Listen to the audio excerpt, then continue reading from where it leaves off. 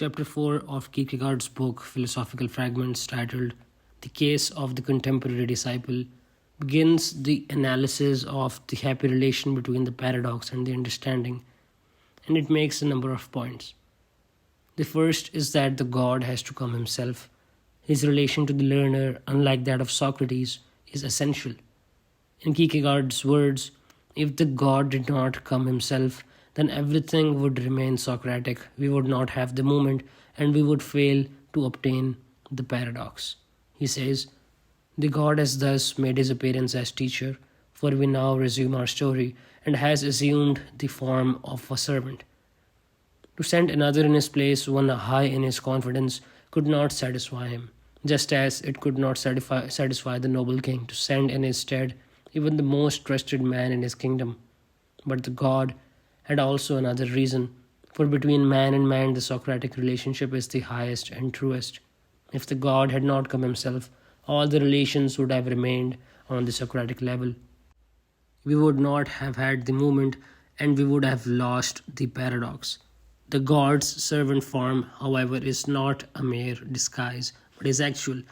And from the hour that in the omnipotent purpose of his omnipotent love the God become a servant, he has, so to speak, imprisoned himself in his resolve, and is now bound to go on, whether it pleases him or not.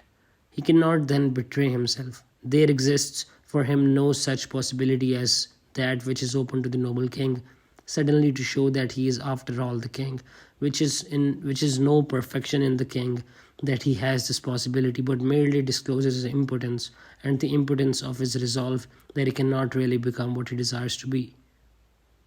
He explains this by noting that what the God teaches is himself. He is the content of the teaching. As Kierkegaard puts this, the God's presence is not incidental to his teaching but is essential.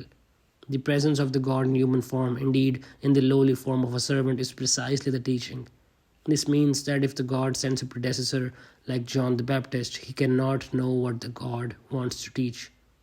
In fact, there is no teaching, no doctrine in the traditional sense. Because of this, there is no learner in the traditional sense either. The God is called rabbi, teacher, but those who hear him are not the learners. In fact, anyone who learns from him in the traditional sense has only a Socratic relation to him. To cite Kierkegaard again, wherever the teacher appears, the populace flocks about him, curious to see, curious to hear, craving to be able to tell others that they have seen and heard him. Is this curious crowd the learner? By no means. Or if one of that city's professional teachers were to come secretly to the God in order to test his powers in the polemics of debates, is this the learner? By no means. If the populace, or if that professional teacher learns something, then, in the purely Socratic sense, the God is only the occasion. As he repeats this point, he says, if someone else concerned himself only with the teaching which that teacher occasionally presented, if he cherished every instructive word that came from his mouth more than his daily bread, if he had 100 others to catch every syllable so that nothing could be lost, if he painstakingly conferred with them in order to obtain the most reliable version of what the teacher taught, would he be therefore a follower? By no means. Why is this? There are several reasons for this. The first is that whoever hears the God does not of himself have the condition to understand him. The second is that in relation to the God, there is nothing I have to know, but rather something I have to be. I have to be reborn, that is, to receive the condition. Now, what about the movement?